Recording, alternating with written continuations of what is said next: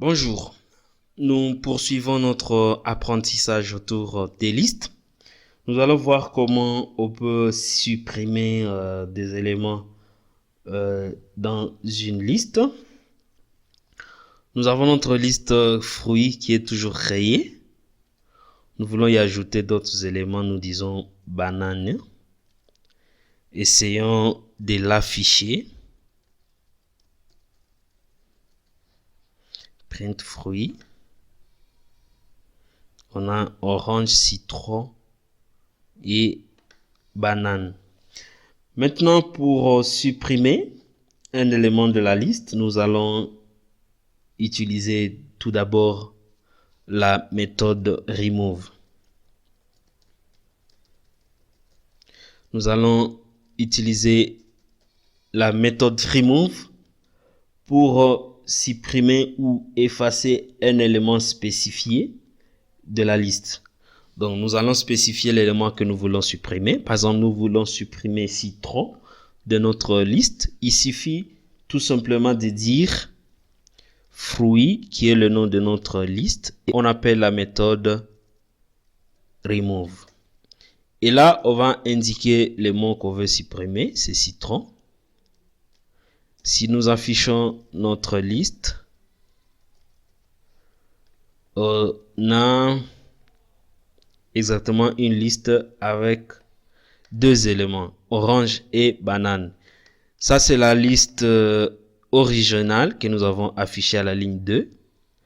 Et après suppression du mot citron, voilà, on a une nouvelle liste avec orange et banane.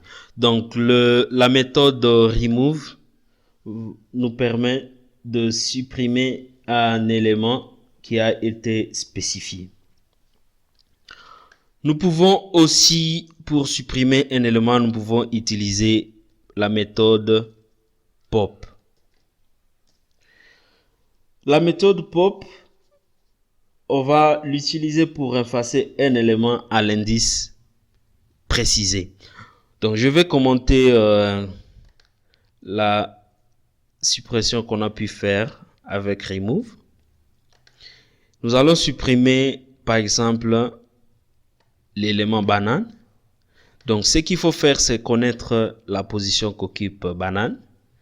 Vous voyez avec moi que banane est à l'indice 2. Il suffit de dire fruit pop, on met l'indice 2, qui est l'indice de l'élément que nous voulons supprimer. Si nous affichons, nous allons dire print fruit et nous allons voir que on a déjà supprimé l'élément banane avec pop et nous avons indiqué sa position. Voilà donc avec pop et la position, nous supprimons l'élément. Nous pouvons utiliser la méthode pop sans spécifier ou sans indiquer l'élément. Dans ce cas, la méthode pop sans l'indice va supprimer le dernier élément. Si nous disons fruit pop, on laisse comme ça et affichons fruit. Cela va nous permettre de faire quoi? D'effacer le dernier élément. Voyez les résultats. Ça, c'est la liste qui était après avoir effacé l'élément à l'indice 2. Et maintenant, nous supprimons le dernier élément de cette liste qui est citron. Et il nous revient une liste avec un seul élément. Donc, nous avons vu comment nous pouvons supprimer avec pop. Une autre méthode très intéressante, c'est clear.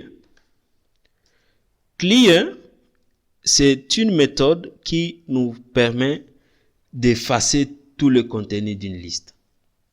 Si nous disons fruit et nous disons clear, là, on a déjà tout effacé. Il n'y a plus rien dans la liste fruits. Nous l'imprimons.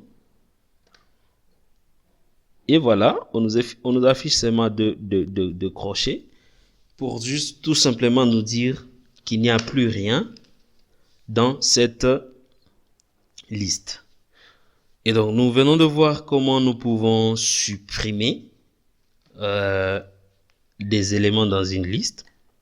Nous avons tout d'abord supprimé en utilisant la méthode remove.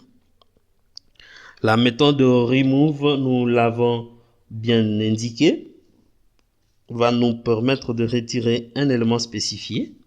Donc, nous spécifions l'élément que nous voulons retirer.